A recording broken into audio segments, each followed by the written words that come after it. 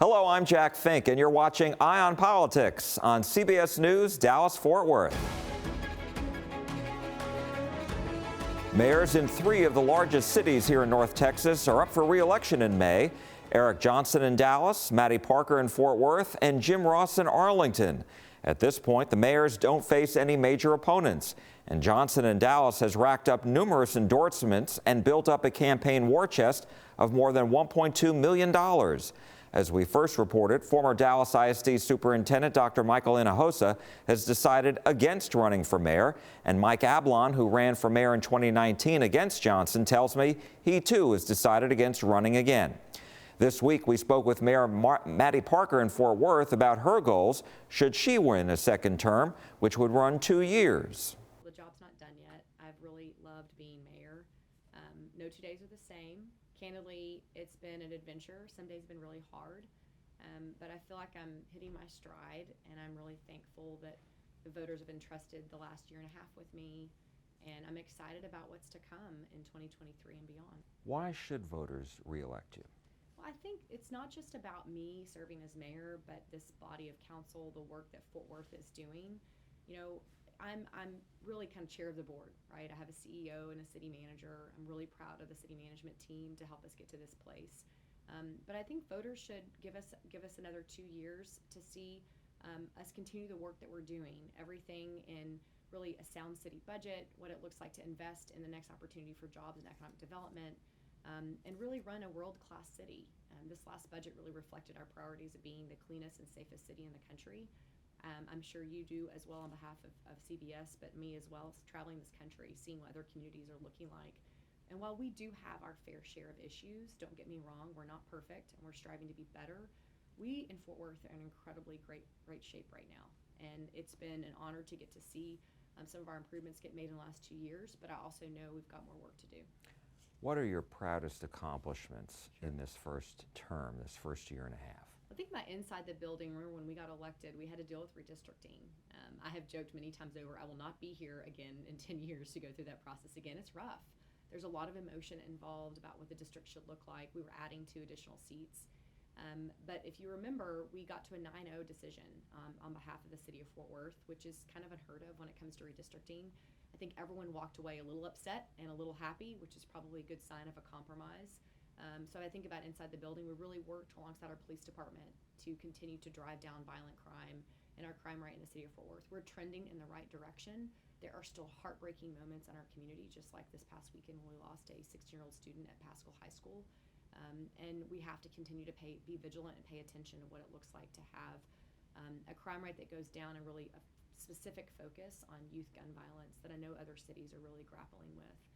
We've had some really exciting moments, things like the Texas A&M Fort Worth campus expansion announcement, and additional news last week, of course, about that campus as well. Watching TCU go to the national championship, why should that matter to a city? Putting Fort Worth on a national stage has been incredibly exciting for us, and I have been really honored to get to be along the ride of that as well. If you think about across the city, the other jobs and opportunities that are coming to Fort Worth, we continue to be one of the fastest growing cities in the country. And when you talk to residents that are moving here for the first time, the number one thing they tell you is quality of life. And so as city leaders, we have to pay attention to that. This last budget, as I mentioned before, we passed really to be a clean and safe city. What does that look like? Well, you have to make investments, everything for, cleaning up community streets, street sweepers, investments in litter abatement, but also paying attention to where a lot of cities are really falling short, specifically around homelessness.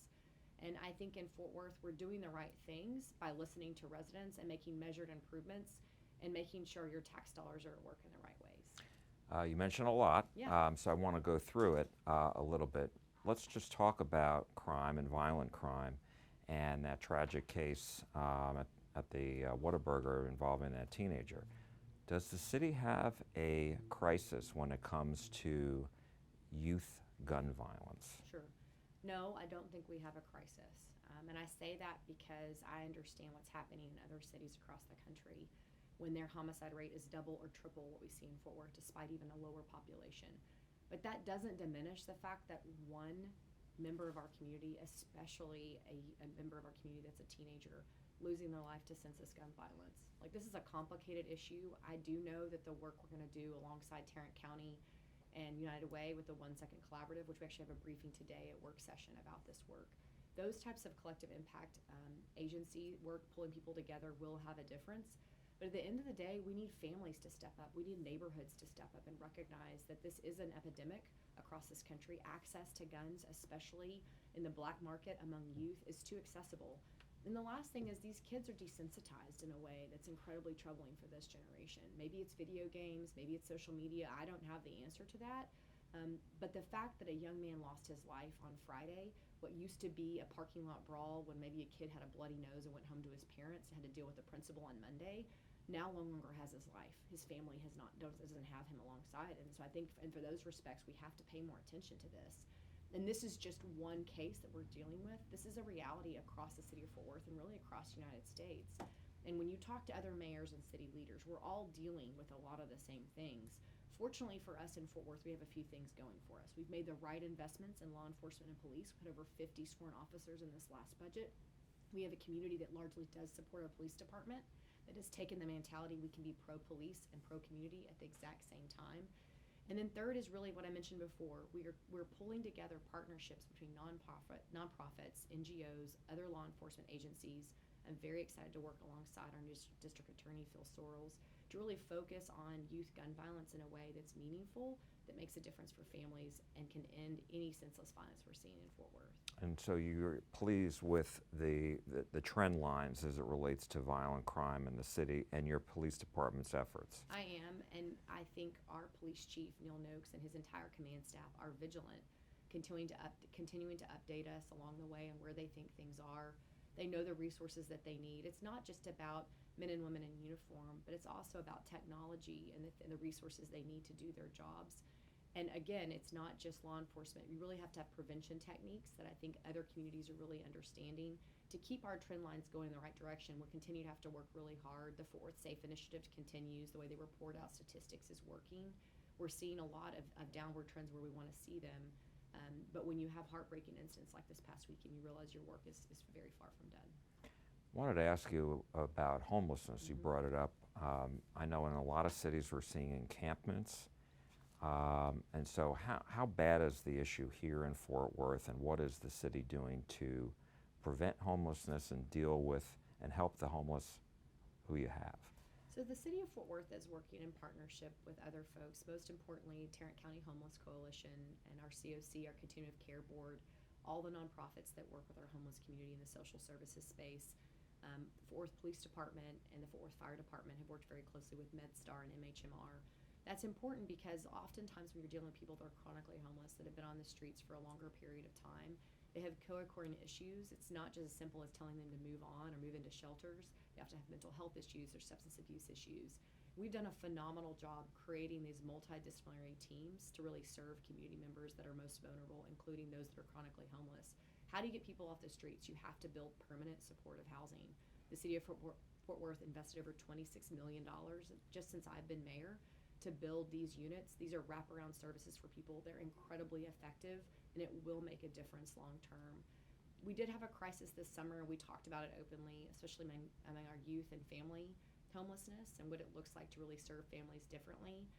But I'm proud to tell you that we're also working for permanent supportive housing for families as well, to make sure we don't have to put any child at a shelter at Salvation Army down on Lancaster, making sure they immediately find homes. Affordability is a crisis across the country. And so I think this next session, I know that the legislature is really going to talk about housing affordability in Texas cities. I'm optimistic about that conversation as well, because we're not the only city dealing with this. But I do know when you compare us to other large cities of similar size, Fort Worth is winning this battle on homelessness, and we treat people humanely. We want them off the streets. This is about human dignity. You don't want encampments, because think about the individual, the human being that is living in squalor that way. But at the same time, you have to recognize this is all their belongings. This is where they consider their home. They don't have a roof over their head. So when the city of Fort Worth receives notice of an encampment, we treat those people with respect. We give them plenty of notice to understand why they can't live in an encampment, why we're going to move their belongings and clean up that area. And we have made millions of dollars in investment to really focus on this issue to make sure Fort Worth is the cleanest and safest city. In the last year, I mean, how many people would you say you've been able to move to these single homes with the wraparound services? Yeah, well, if you think about every investment we've made in these units, every single one of them is currently filled at a capacity for PSH. So the number of units really is over 150, continues to grow in the last year. I've got 2 projects right now I think we could get pretty close to in the next several months to keep people off the streets. It's the housing first model to keep people out of shelter beds and provide services that really provide them the most important needs that they have, those acute needs that they may have. So I don't have an exact number to give you. I can get it to you later to make sure you're reporting accurately. But and again, this is not just a city of Fort Worth. This is not just a mayor's job. The reason Tarrant County is most successful is because we work alongside the city of Arlington, our Tarrant County leadership, and all of the nonprofits that are doing this work. The one thing I do think that City of Fort Worth has done uniquely is understanding what the dignity of work looks like and how the City of Fort Worth specifically can play a role in that. And CBS may have reported on the Upspire program and our partnership with Presbyterian Night Shelter. So Upspire has really gained a lot of positive notoriety for the right reasons. These are formerly homeless individuals that needed the opportunity to get back to work, get back on their feet, while also going through programs and social service work at Presbyterian Night Shelter. So the City of Fort Worth, led by Brandon Bennett and our Code Compliance Department, said, hey, we have a litter abatement problem in the city. We need people to help us and employ them to do so. We partnered with Upspire in a small way over the last several years. What's worked so well, we made additional investments this last budget to say we want more individuals that have been formerly homeless to work for the City of Fort Worth. And then we guarantee them in an interview with the City of Fort Worth once they've gone through that process. This is a partnership in the long run, and this is the only way you can get somebody back on their feet, is making sure they have the dignity of work, to put money back in their pocket, put a roof over their head. At the same time, they're going through the services that they need to really be stable. I wanted to ask you about jobs and the economy. You mentioned it before. This is a top 15 city in the United States and continues to grow. Yeah. And so I'm wondering, that's a balance, because at the same time you're attracting residents, you also need to attract jobs and manufacturing and whatever it is, corporate relocations. And you got a lot of competition within the state of Texas and even within the DFW area, because you know the northern suburbs, Collin and Denton counties, are very big. You got Dallas County, obviously. And so how do you compete? And has the city made strides in that? I know we have. I think, first of all, back to the Texas A&M announcement, this is a Tier 1 public university that will have a significant presence in Fort Worth. Before this announcement, Fort Worth is the largest big city in Texas that did not have the presence of a large Tier 1 public university in their city. Now, don't get me wrong, we are very proud to have TCU and Texas Wesleyan and an offshoot campus of UTA that have been great partners in Fort Worth. But this is a new significant investment. It matters. It correlates directly with jobs and the workforce of tomorrow. The number one thing that cities in Texas are really grappling with is, do they have the workforce? Are they really paying attention to workforce training for these jobs and opportunities in the future? And arguably the answer to this point has been no. In Tarrant County, only 23% of our students actually make it to a 2-year or 4-year credential after high school graduation. Compare that to 70% of the jobs require in North Texas some type of post-secondary credential.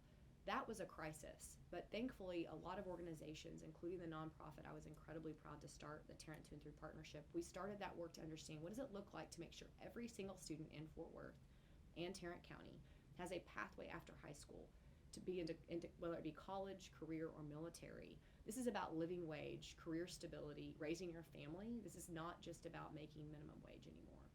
And we're paying attention to those things. And businesses are starting to understand, because you have to create the link between your K through 12 institutions, higher education, and workforce, and sometimes the bureaucracy has been difficult. When it comes to job creation, we also on the ground have companies we're incredibly proud of that continue to flourish. Lockheed, most recently the announcement for Bell, and the next generation helicopter and aerospace. And then you also think about the future of innovation and technology for transportation, like Hillwood's Mobility Innovation Zone and the companies that are relocating there. We made the announcement for MP Materials here in North Texas at Alliance, thanks to their hard work there with the Perot family. So all of these things are trending in the right direction. Remember, Jack, we also have available land. A lot of other communities can't say that. We're going to double the size of downtown with the Panther Island project, which we're incredibly excited about. We were proud to announce over $400 million in funding to help us dig the channel. You also can go west to Walsh Ranch and Bill Ranch, continue to see commercial and job location. Those 2 projects alone will see huge dividends for the city of Fort Worth. and we continue to work every day. And then our inner city continues to redevelop, and companies are starting to think differently about what it looks like to be in a place like Fort Worth that does have high quality of life, and also a city government that works for them rather than against them. My last question to you is, are you expecting any major challengers? As of right now, no, but you have to treat every challenger seriously, and just tell your story. Campaigning is not for the faint at heart. I'll remind you, there were 10 of us when I ran the first time down to a runoff. I learned a tremendous amount about our city and about myself, frankly, during that campaign cycle. But it does feel different to be an incumbent this time, to be able to tell the story of the hard work we've done over the last year and a half. It'll be 2 years when the election comes up. And so I'm optimistic about that. And I treated every single one of my opponents with respect. I know that we're all doing this for Fort Worth, and I'd hope the same would be if someone runs against me for mayor. You just got to tell your story, have your why, and I know that I can do that more successfully than anybody else. Fort Worth Mayor Maddie Parker, thank you so much. Thanks, Jack. Appreciate you. We appreciate it. Thank you. Uh-huh. We also had a conversation with Mayor Ross in Arlington about what he wants to do if he wins a second term, which will now be 3 years after voters approved extending the term from 2 years. Job's not done. We've got a lot of good stuff going on, a lot of momentum happening in the city here. I made a commitment to stay here as long as the voters will let me stay here and work my tail off. And that's what we've been doing. And we still have more to do. So let me ask you, why do you think voters should reelect you? I listen, first of all. I pay attention to what's important to Arlington. We are having good progress with bringing wonderful companies here to Arlington and job creation. I'm a big believer in that we're stronger together than we are individually. We've created the Mayor's Education Coalition, bringing private schools and public schools and charter schools and homeschooling and TCC and UTA all together in one entity, who are now collaborating and working together when they used to be more competitive. I have advisory councils for the Black community, Latinos, Asians, LGBTQ, women, seniors, young adults, and Muslims. So I can stay in touch with what's important in those parts of community. And we're redeveloping parts of Arlington that need to be redeveloped. And we're excited about the type of jobs those are going to bring and what's going on. And those are just things outside of what's happening in the entertainment district, of course. And so let me ask you, because you mentioned a lot of items there, what would you say your proudest accomplishments are in your first term? Oh my goodness.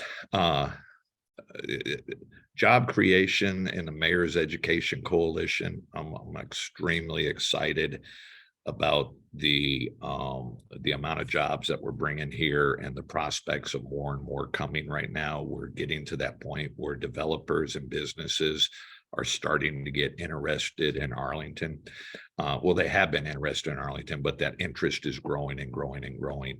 And I mean, spreading into other areas aside from the entertainment district. Yes, absolutely. Another thing I'm very proud of is I co-chair the Veteran Affairs Task Force for the U.S. Conference of Mayors, and we have created a Veteran Affairs Task Force here in Arlington that is being modeled around the country now by other communities in the country. I think it speaks volumes for the type of community we have, on how the community takes care of those who have taken such good care of us. And when did you create this Veterans Task Force, and what are you exactly doing with it? Well, the Veteran Affairs Task Force, I want to say, was created around August or September of 2021. What we do is we bring together all of the various veteran organizations that support veterans. For instance, the VA, the Department of Labor, the White House Coalition for Veteran Affairs, United Way with their Mission Unite, VFW, American Legion Hall, and then the tons of private organizations that help support veterans. And the city, our task force, acts as a conduit that puts these services in front of veterans. You know, when you transition from military life to civilian life. I know this from personal experience. When you transition, you're used to following orders and carrying out your mission, and you're not used to going out and seeking out the help that's available to you. So we have organizations that can do everything from help veterans get mortgage payments, job placement, career training, and then help with things such as PTSD and things such as that along the way. And you mentioned unfinished business. What would you include in that? Well, we still have more job creation to do. We still have people who are suffering from food deprivation. We still have homelessness issues. We still have those type of things that we're continuing to deal with. We are a big city, and we have big city problems. So we're not done tackling all of those issues. We're making progress, but we're not done. And I've only been mayor for going on 2 years now. So there's only so much we can do. That momentum was started with all of my predecessors. I'm proud of the men that I've followed here in Arlington, my previous mayors. But we have to keep the momentum going. We have to keep this city staying polished, I guess. And you mentioned jobs before, and the fact that developers are expressing more interest in your city. Whereabouts? Well, I'll give you an example. There's a company out of Barcelona, Spain, that did a nationwide search, and it's a company called Wallbox that manufactures charging units for EVs. They chose Arlington to develop their manufacturing plant here. They immediately brought 125 good paying jobs in the manufacturing plant here, anticipated another 125 within the next year, and upwards to 500 to 700 paying jobs by 2030. And where is this? It's in Southeast Arlington, in a part of town that really could use that type of development there. And that's operating right now? Yes, sir. They're manufacturing those charging units right now as we speak. Wonderful group of folks. They have a great facility down there. They manufacture a commercial charging unit that can virtually charge a car within 6 minutes. That's pretty outstanding. It's almost like going to a gas pump. Wow. And then let me ask you about crime. Right. How has the police department done? How has the city done in tackling this issue? Well, our overall crime rate is down 4% right now.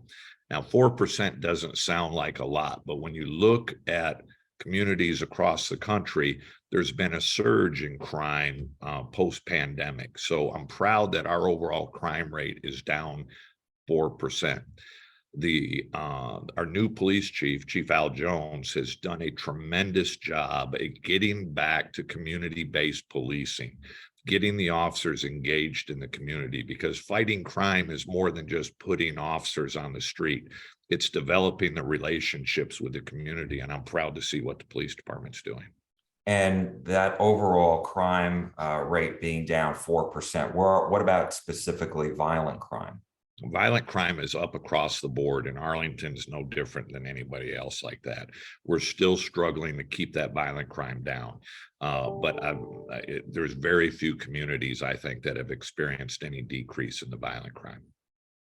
And you believe that the chief's plan for community policing is addressing that and will lead to a reduction? Yeah, absolutely. You know, like I said, fighting crime is a job for everybody.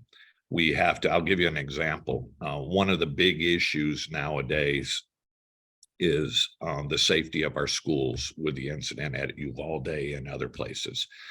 Our Mayor's Education Coalition, their first spearheaded effort in working together and collaborating to protect private schools, charter schools, public schools, is joining together on the See Something, Say Something campaign, working hand in hand with the Arlington Police Department to ensure that teachers, students, parents alike all learn how to keep their eyes open and how to join together in identifying potential problems before they happen. And my last question to you is, are you expecting to face any major challengers this time? The short answer is yes. I don't know who they are, but it's what's the old adage: prepare for the worst and hope for the best. I'm expecting to face some challengers. Now, whether or not anybody considers them major or not, I don't know. But I'm confident in what we're doing here in the city. I'm confident that the vast majority of our community here likes the path that we're on. And I'm willing to stay here if the voters are willing to keep me. And I did have one other question, Mayor, and that is just on the fact that the terms now in the city, it's a 3-year term for mayor. Yes, sir. That when I was originally elected, there were 3 2-year terms, and last November, proposition was put on the ballot, and the voters passed, I believe, by about 84%, that they wanted to extend the 3 2-year terms to 3 3-year terms. So, if I'm blessed to be reelected this May, then I will have an additional 3 years before I would run for my last term. And you like that idea? I do. 3 2-year terms is a short time to try to get everything done. The 6 years goes by quick. This first 2 years, I feel like I just got elected. It gives you more time to develop those needed relationships. And that's what it takes to bring the good employers here. That's what it takes to make the progress that we've been making here, is building and nurturing those relationships. And having a total of 9 years, in my case, it'd only be 8 years, but having a total of 9 years for whoever succeeds me is definitely going to be important. Arlington Mayor Jim Ross, thank you so much for joining us. We really appreciate it. Thank you, sir. Take care. Now to some political headlines this week. Democratic State Representative James Tallarico has filed a bill that would give teachers and support staff a $15,000 raise. It comes as state lawmakers are in their legislative session and will develop a budget for the next 2 years. The state has a nearly $33 billion surplus. While it's too early to know the bill's outcome, both Republicans and Democrats have expressed support for the idea of increasing teachers' salaries. Job growth in Texas continues to lead the nation. The U.S. Bureau of Labor Statistics says the Lone Star State was #1 for job creation last year in the U.S. More than 650,000 new jobs, growing at 5%. More than 13.7 million people in Texas had jobs last year, a new record. The electric grid in Texas continues to generate controversy at the state capitol after the severe winter storm and resulting widespread power outages that claimed the lives of 246 Texans nearly 2 years ago.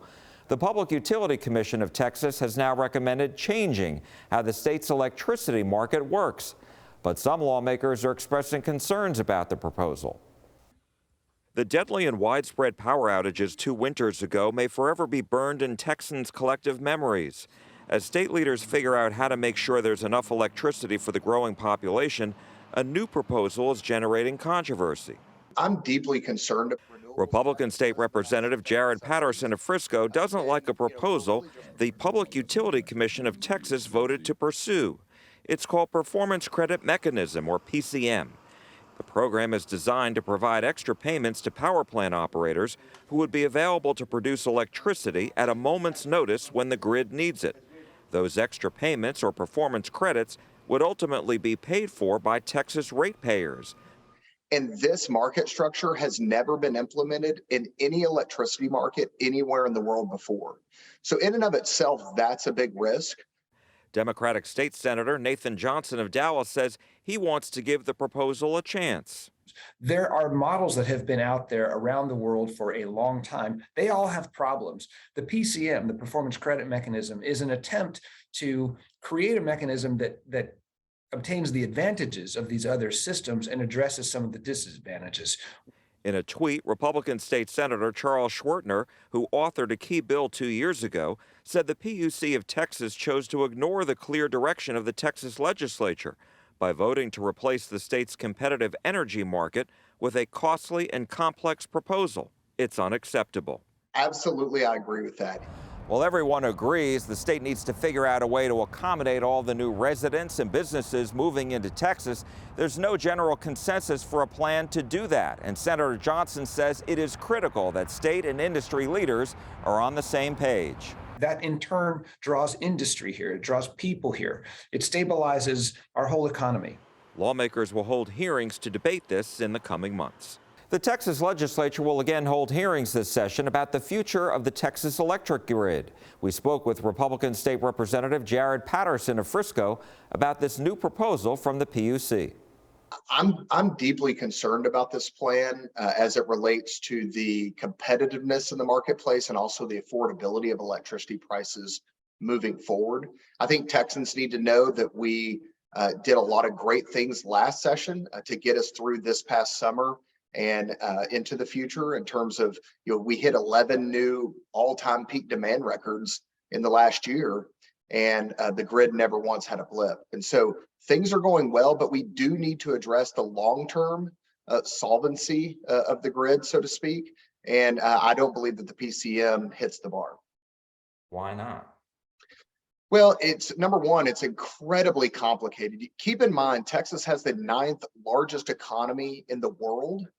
And this market structure has never been implemented in any electricity market anywhere in the world before. So in and of itself, that's a big risk. One of the reasons that the study where they determined that they were going to use the PCM model, one of the reasons why the PCM wasn't recommended by the folks who did the study was because it's so complex and kind of convoluted in the way that it comes together. All of those complexities mean that it's going to be more expensive for the end use customer under this market structure. You work in the industry, and I'm Yes. wondering, is there a more reliable market system that would cost consumers less going forward? Yes, I mean, well, it depends on, what you mean by reliable, right? I mean, is it every single act of God that you could possibly manage and that we have to build a grid according to that? I don't think that anyone wants to pay for that. Quite honestly, that gets very, very expensive. But let's talk about the root reason why we have a problem on the grid long-term to begin with. And that's because of the massive federal subsidies to renewable energy resources that have been built in the state of Texas over the last decade plus, predominantly wind power that has come in and pushed out more reliable generation resources. So we do have a problem with, thermal units like nuclear, coal, natural gas. Hardly any of that has been built in our state in the last 5 years. That is a problem. But the problem is because of the federal government's involvement in our system. So, there are some plans that I have that I'm going to introduce this session that deal with that. But it is a very technical, very complicated issue, but it's one that we have to deal with in an ever-changing environment with our federal government implementing their will in our electricity market. Doesn't the PCM incentivize new construction of natural gas-fired power plants? Well, I think that's a great question, and I think that's to be determined. I sat in on the committee hearing where the PUC and ERCOT came before the House State Affairs Committee, and they weren't talking about any new generation being built. They were talking about saving what they projected would be 11,000 megawatts of retirements in the grid. And so this plan really doesn't guarantee any new generation resources to be built. It does have a good goal in terms of trying to limit the retirements of our reliable resources. But, if we're not going to attack the real problem, which is the, outsized corner in the market that renewables have because of the massive federal subsidies, then, we're really just throwing good money after bad.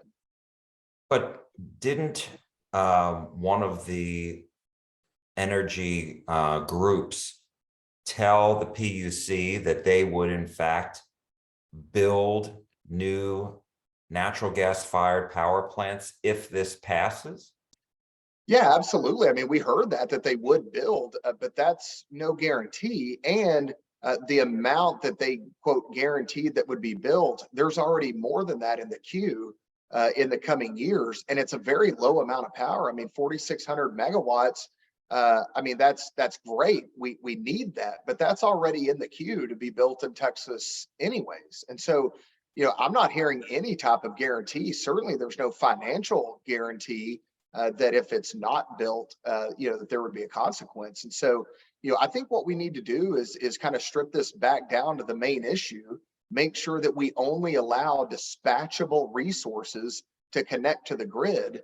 And if you can't be dispatchable, if you can't turn on when we need you to turn on, then you're not going to be allowed to connect to the grid. That's what we need to do, because that would eliminate the problem, which is this proliferation of intermittent resources, predominantly like wind power has in the state of Texas over the past decade plus. So in other words, we need more power, natural gas fired power plants, in your opinion, that when ERCOT says, hey, we need you to fire up right now. Yep. And that's what you're saying is needed.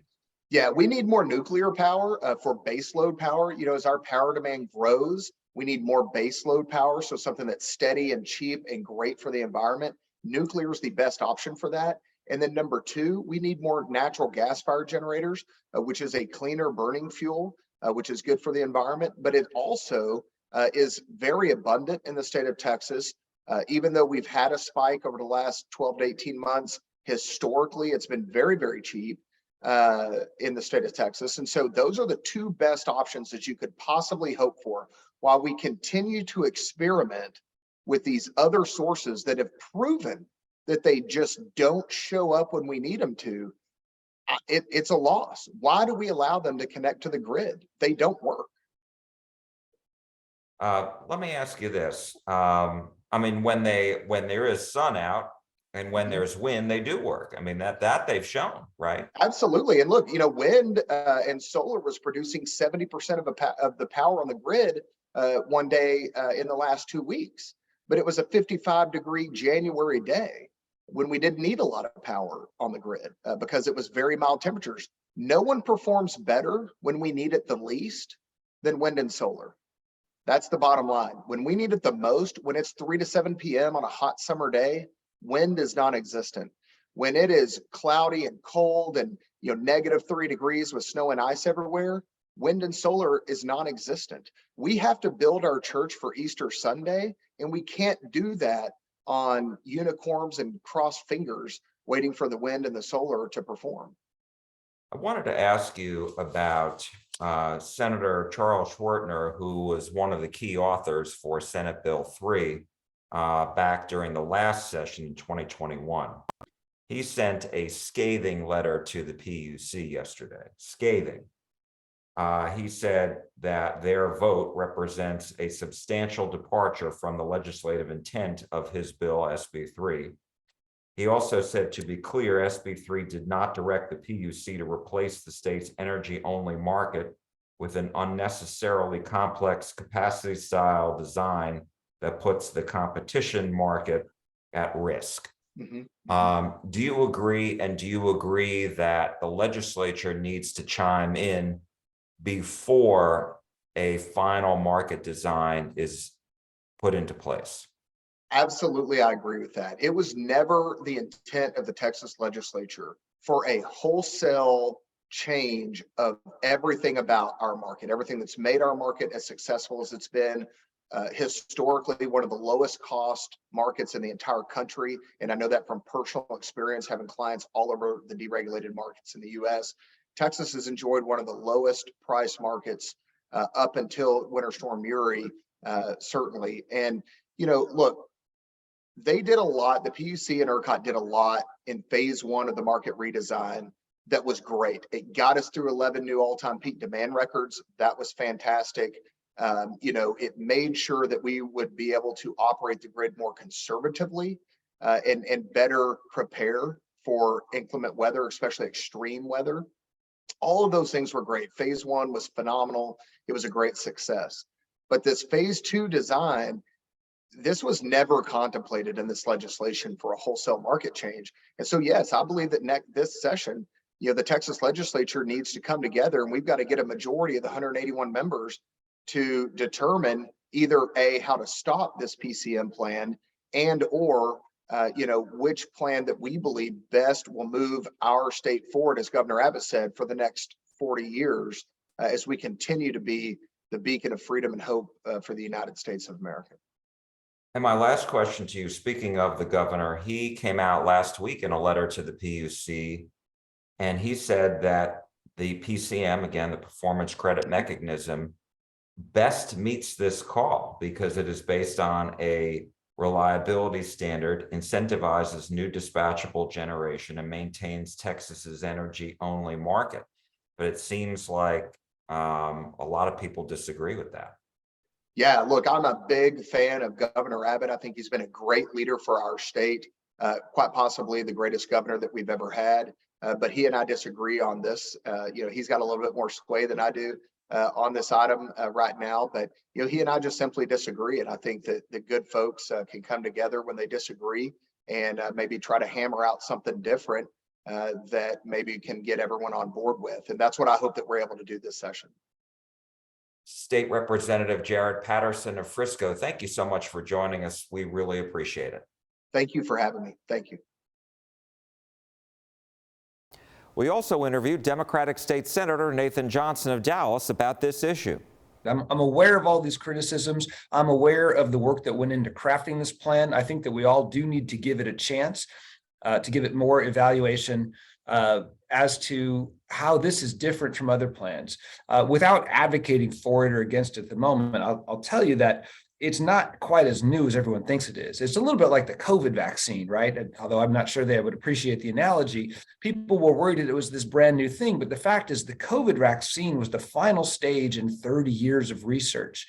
It was customized to that particular novel virus. Similarly, when we're looking at these market reform mechanisms, there are models that have been out there around the world for a long time. They all have problems. The PCM, the performance credit mechanism, is an attempt to create a mechanism that obtains the advantages of these other systems and addresses some of the disadvantages. Will it work? Is it too complex? We don't know yet. But a lot of work has gone into it, and I think it's important that we have this conversation. And that's really what's happening right now. The conversation's going on. And so do you think that this is worth pursuing, or do you think it's something where they still need to study it? Well, I think it's in motion now, and that was the effect of the vote. That doesn't mean it's irreversible, and that doesn't mean that it can't be altered, and it doesn't mean it can't be pursued in conjunction with other measures. I do think it's worth pursuing, either because we're going to go through with it or because we're going to learn something from that process. And it's going to take a lot of work from a lot of people acting in good faith in order to figure out what we can get from this. What do you say about the concerns that this is going to cost consumers just too much money and it's more expensive than, perhaps another model, another system? Yeah, one of the difficulties we face is in calculating those numbers. Depending on what you put in on one side, you get a different number out on the other side. So you could look at a set of assumptions that says this is absolutely the most economical thing we can do, and it's guaranteed to work. Or you could input a different set of assumptions and say, wow, this is going to cost way more than everything else, and it's probably not going to work. And we had hoped that after a couple years of experts looking at this, there would be a general consensus out there. Aha, here's the answer. And there isn't. There is not a general conclusion. There's not a general agreement among experts as to what clearly is the answer. We hope to get there and get there very quickly. So let me ask you, isn't the bottom line the fact that the state of Texas obviously continues to grow as far as new businesses coming in, as far as new residents coming in, and the state needs more power plants, natural gas fired power plants that can be turned on in an emergency situation when you have extreme heat or extreme cold? Yeah, it's absolutely true that we are growing, that our power demands are growing, both in terms of residents and industrial usage and the types of industry that draws power, the quantities they demand. And we're going to need that, if not today, then certainly tomorrow, certainly in the 3 to 5 year time frame. I don't think we can manage our way out of this challenge.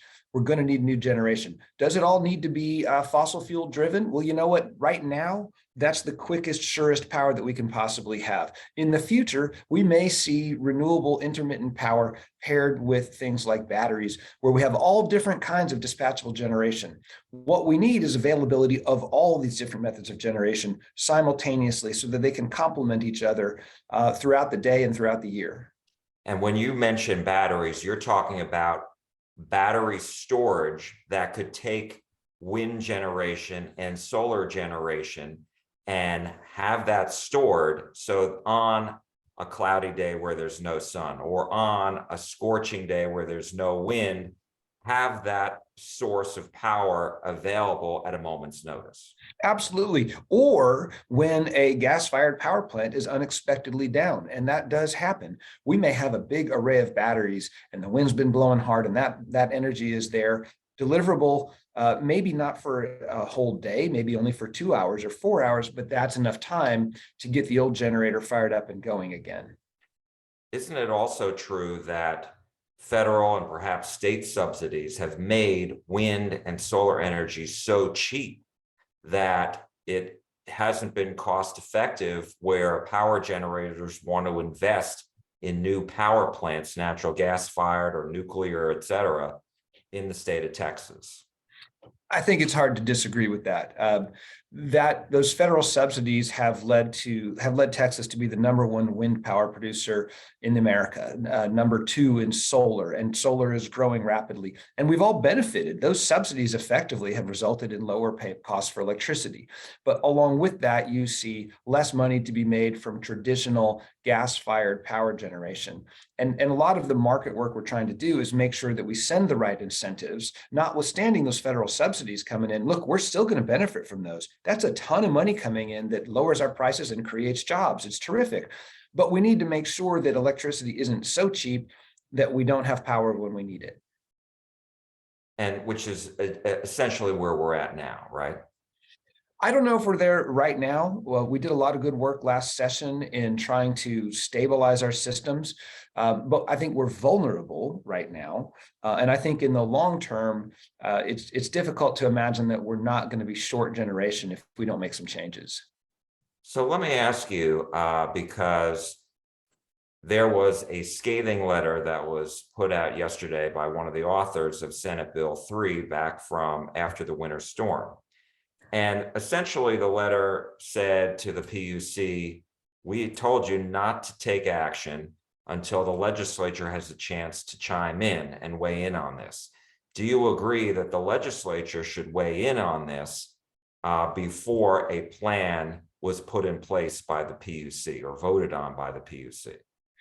I certainly agree that it's imperative that the legislature take part in this discussion and in this process, and that we affect the ultimate outcome. Whether there's a vote or not a vote yesterday has to do with a whole lot of political forces within the agencies, within the state.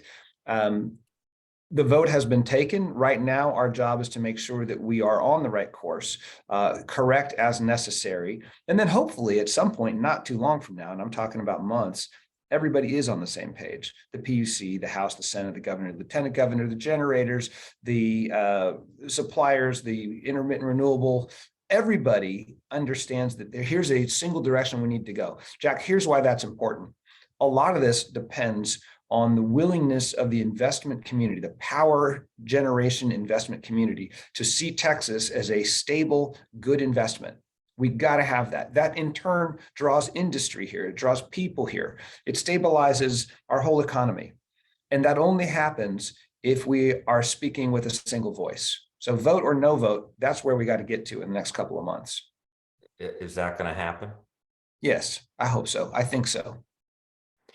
And because right now I know the governor may be one of the only voices, although you said this is something that we should pursue. The governor said to the PUC last week, the PCM best meets this call because it's based on a reliability standard, incentivizes new dispatchable generation, which are the natural gas fired power plants, if you will, and maintains Texas's energy only market. Is he right? I think that everybody's got their opinion on this. I can't declare who's right or wrong right now. Those terms are general. What is a reliability service? What is an energy only market? Which solutions will fit within those parameters? And I think the political solution lies in us agreeing on the correct path and agreeing to changes to any proposed mechanism that bring it closer to the energy only market or closer to a reliability mechanism, working in concert with other things to where everybody can say, this is consistent with my view of how Texas ought to run the system. I think that goal is achievable. I think we can reach a definition that we all agree on and a market mechanism that fits that definition. It's not going to be easy, but it's our job. We've got to get there. Democratic State Senator Nathan Johnson of Dallas, thank you so much for your input. We really appreciate it. I appreciate being able to talk with you on this. That's all for Eye on Politics this week. I'm Jack Fink. Thank you for joining us. You're watching CBS News, Dallas, Fort Worth.